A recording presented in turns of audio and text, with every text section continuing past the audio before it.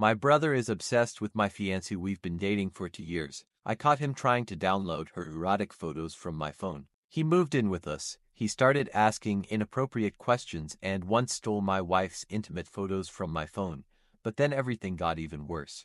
All this drives me crazy. I met my Rachel aka Raquel, aka Rachel, aka Rachel P. in the first week of college.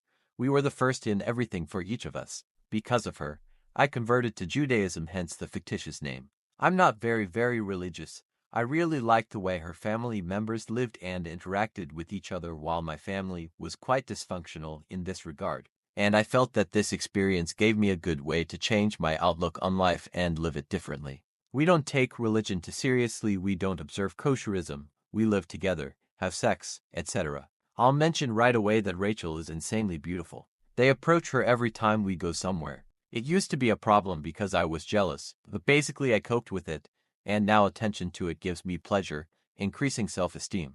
I like to realize that people find her attractive, and she finds me attractive. I haven't felt threatened by other guys for a long time. In general, we study at college in my hometown. My brother Jim recently graduated from college and asked to live with me and Rachel. I asked if my girlfriend didn't mind. She said yes, and we allowed him to come.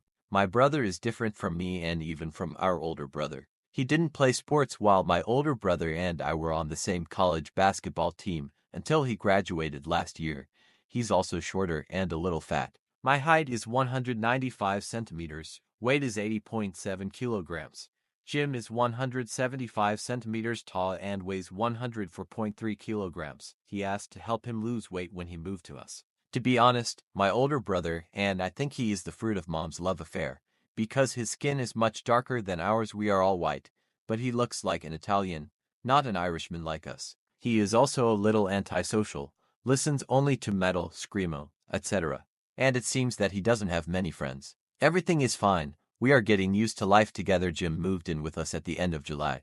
My bride and I often have sex. Before his move it was a couple of times a day. The translator double-checked. There is no error. When he goes somewhere on his business, we usually use this one as a chance. We were doing something vulgar in the living room when he came back. I forgot that I had already given him the key. I was able to make a copy at the end. Anyway, he came in and stared at us with the widest eyes I've ever seen. Rachel noticed him first and was scared. We quickly got dressed, and then apologized to him, and Jim said that everything was fine. Now, looking back, I think maybe he heard us several times at night or understood from the music we listened to when we were together. I'm sure the only reason a couple listens to the Weezer album at night is to have sex to it. In general, everything is fine. A week later, Jim asks me about sexting, spicy kind of correspondence, with girls, and if I have any advice for him. I was the one he turned to with all the questions about relationships and sex. He told me that one girl offered him her photos. I told him never to ask for it and not to put pressure on the girl, not to say anything too rude when you compliment her, and never share such photos with anyone else. He asked if I did sexting, and I said a couple of times. Now I understand that he just manipulated me to answer his question.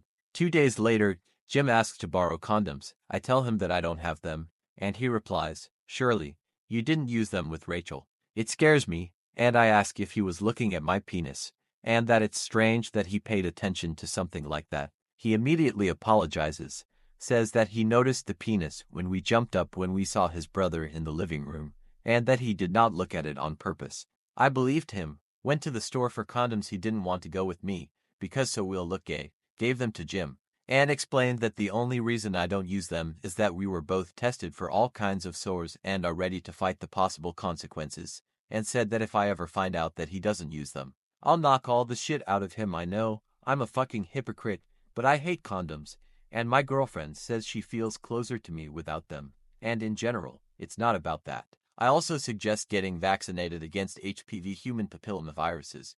Jim agrees, and we're going. 5 days ago I lost my phone. I'm mad, turning the apartment upside down in search of it. When I enter my brother's room, he jumps out of bed and hides something under the cover. Having decided to make fun of him to make me feel better because of the loss of the phone, I reach under the blanket for what he hides. And there is my fucking phone. I often have to go to basketball competitions in other cities, and when I was traveling, Rachel often sent me photos of her naked figure and videos of her masturbating. My brother sent everything to himself by email, as well as a couple of her photos, which were not so erotic. In a rage, I started to shove him, but stopped before doing something serious. Under my watchful supervision, Jim begins to turn over his entire room until one of her bras is found hidden under his bed along with porn.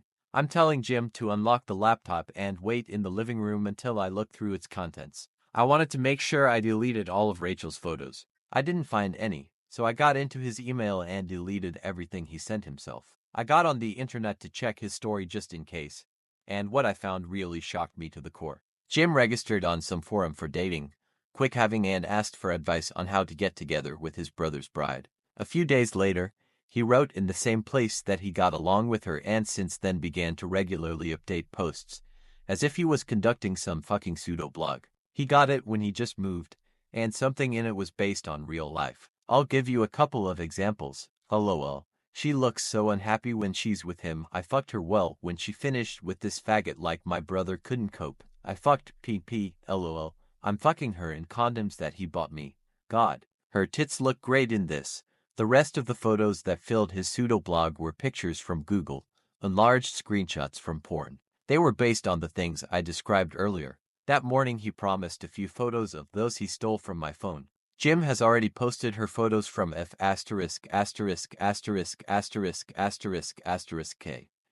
F**************************************************************************************************************************************************************************************************************************************************************************e and sells them. She asked Rachel and a couple of other familiar girls to wear them as models. There was also a letter to her on his computer, in which Jim asked her to leave me and be with him. It was so strange, and apparently he hates me, constantly insults me and says that she will be happier with him and that Rachel is the most beautiful girl in the world for him. I erased his entire hard drive to make sure there was nothing else on it, checked his phone, gave Jim $200 in case I deleted something important when erasing, collected everything he needed for his studies, gave it to him and kicked out my brother. I told Jim to go home that I would tell Rachel, but I wouldn't tell our parents anything if he didn't make a fuss because I kicked him out, and told Mom to come and pick up the rest of his things. I also told my brother that if he doesn't delete all the photos from the site, I'll have to tell Mom and Dad about it. Later I checked if he did it, and he did. I also deleted all the email accounts I could find about 4 in total. It was difficult to tell Rachel. She cried a lot, said she was disgusted. We talked clearly and decided that we would be comfortable if Jim returned to our lives only if he was undergoing therapy for a while, and I sent him a message about it. Rachel blocked it on her phone, social networks, etc., and made her account in if closed. She felt very uncomfortable for several days. The first day was the worst. Rachel was too scared to be alone. At first I didn't understand it and didn't pay attention when she said she wanted to see me shoot. We went to shoot, and when I went home to drop her off and pick up the documents, Rachel asked to come with me.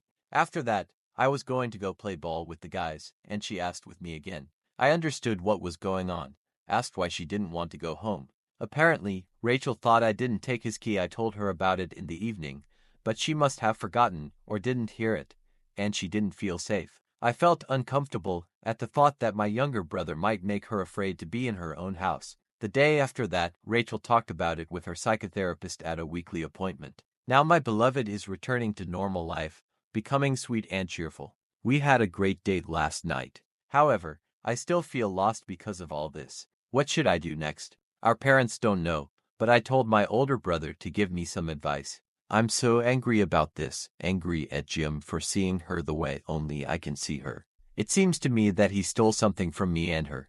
I also feel uncomfortable with the fact that I feel like I lost all love for my brother. I feel like I don't care about Jim anymore. I'm thinking about contacting a psychotherapist about this, but I'm not sure about it. I went to therapy when I was younger, and I still couldn't open up. As a result, it can be an expensive waste of time. I also don't know how to tell my parents that he's not welcome at our wedding, which will be this winter, and that we won't come to family dinners anymore. As I told Jim that I wouldn't tell them the truth about what happened if he doesn't make a scene because I kicked him out. I would be very grateful for your advice or opinion on all this. I caught my brother stealing spicy photos and videos of my bride from my phone, searched a little and found her bra, a love letter that he didn't send, and a blog where he wrote that he was sleeping with her, obvious lies and wet fantasies. posted her photos from f asterisk asterisk asterisk asterisk asterisk asterisk k on this site and said he was going to post erotic photos. I don't know what to do. I'm very angry and I'm a little irrationally pissed off that he saw her the way only I saw. My fiancé seems to be alright. I also need to know how to convey to the family that my brother will not be present at our wedding. I forgot to say, but I took screenshots of the blog to be safe. If Jim decides to lie to our parents, I'll have proof. My bride and I are going to meet my parents tonight to discuss everything. Thank you for the advice. I will take them all into account. And it was quite nice to throw the weight out of my chest in this way. My parents won't come to our wedding. Rachel and I went to my parents. Jim spent the time we were with them at our uncle's house. I told my parents that I have to tell them why Jim doesn't live with us anymore. They said they knew and that Jim told them everything. When they said everything, I doubted at first, but my brother really told me everything. I printed out the draft letter I was going to send them and showed it to my parents, and they confirmed that he confessed everything. Jim asked for help. I was stunned. He has already signed up for therapy and will visit the doctor twice a week. In general, they were very kind to Rachel throughout our meeting. They apologized for raising a man capable of such terrible things. I decided that now is the right time to make it clear that Jim will not be able to come to our wedding. Mom immediately flies off the coils. She says that she wants our whole family to be present, that we will regret until the end of our days that he was not at our wedding. I tell her that Rachel still feels awkwardly unprotected because of him, and Mom asks if it's true. Rachel answers yes. They say that they won't be there without Jim, and that although they will still love me and support us, they would like to support Jim as well. The original plan of my parents together with the psychotherapist Jim was to meet us once a month for an hour if we are ready for it. I told them that it wouldn't happen because that's not what Rachel needs now, but I agreed to meet him alone. Rachel said everything was fine. But when I got home, I asked her again. The answer was the same. I sent Jim a message outlining the basic rules. We meet in public places if he says something inappropriate. I leave no lies. He doesn't contact Rachel under any circumstances. I also told him that I would give him only one chance, that he really lost my love and would have to work to get it back, that he will most likely never talk to Rachel again, that I will never forget his actions, but I will try to leave it in the past, but there are no guarantees. He sent me a message.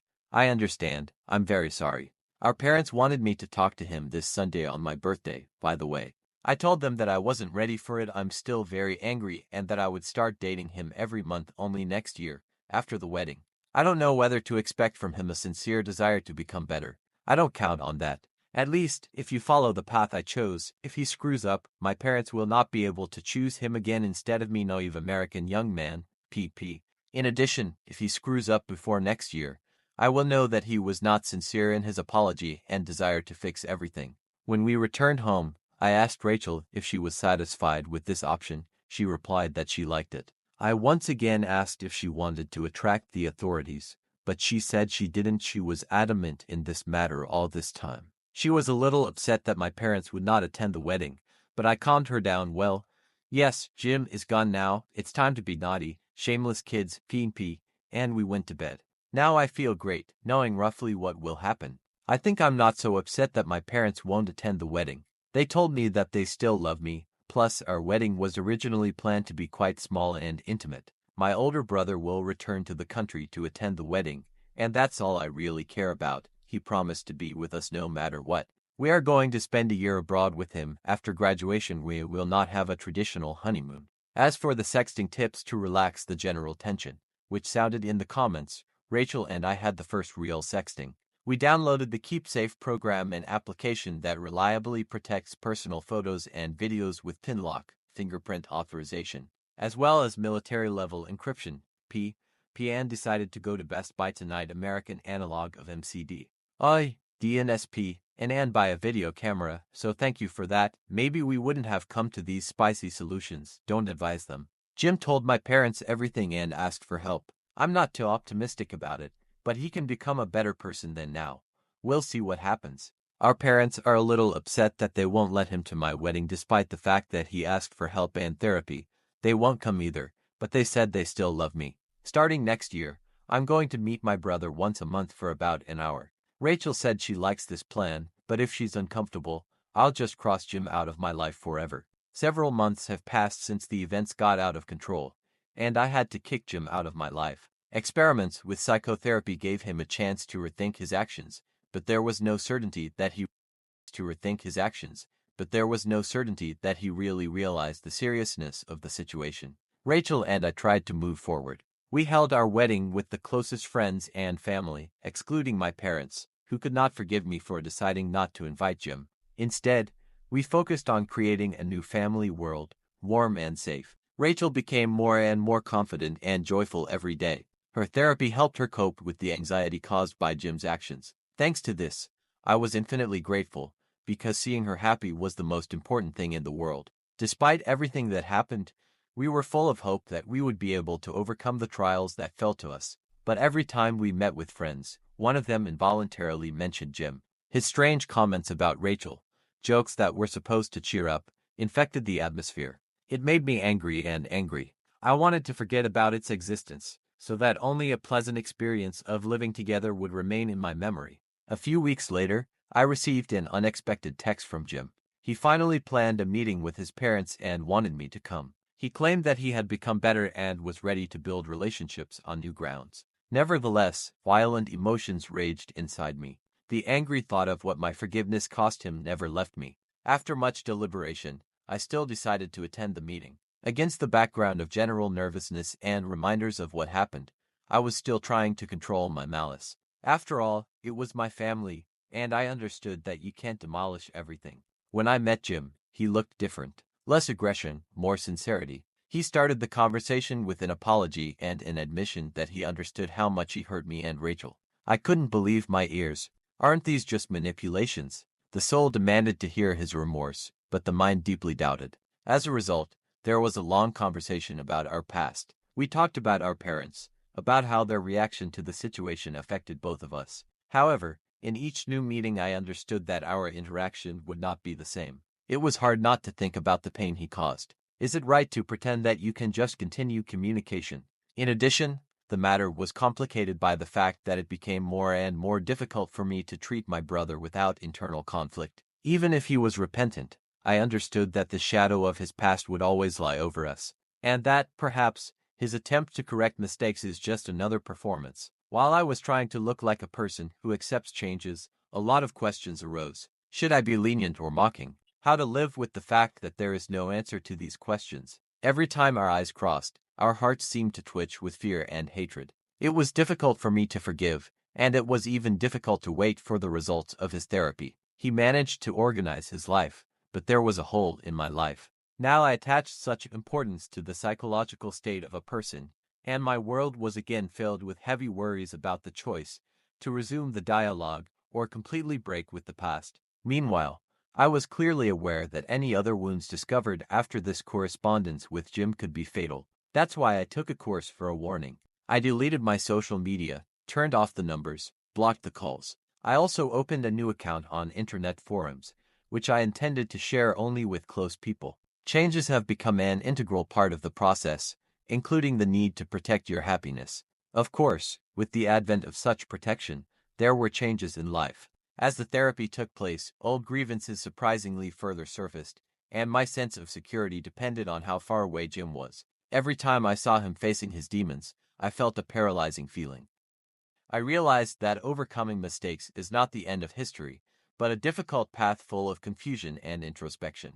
And although before letting go of the hands, we will have to find the score, while the wounds begin to heal, it became clear to us. Sometimes, the most losses are the most powerful lessons. Internal torment can become a step to a new beginning, which may have to be followed in the future. Although the path looks long and thorny, it is the beginning of something more important, recreating yourself and your values as the only tools of one's own freedom. You know, the true power is manifested not in how you cope with injuries, but in how they shape you on the way to new life choices. Thus, experiencing our torments and difficulties, we do not just find ourselves in a situation where we need to make a choice. We are immersed in the process of self-knowledge, which can radically change our worldview. Every test we go through serves as a kind of lesson. We learn to understand what it means to be strong, and discover hidden reserves in ourselves. These times may seem hopeless, but it is at such moments that we have a unique opportunity to recreate our lives, define new goals and values. When we face injuries, it is important to remember that they do not define us, but only shape the path along which we will move forward. We begin to understand that the true power is not to avoid pain, but to be able to use it as a springboard for personal growth. Every step we take on this winding path brings us closer to a version of ourselves that is more holistic, more confident, and more ready to accept the challenges of life. So, when it's hard for you next time, remember, this is not the end, but a chance to turn inside yourself, rethink your values, and step towards a new beginning. What you are experiencing now can become a source of strength and inspiration that you can convey to others going through similar trials. Your torments are not just a part of yours,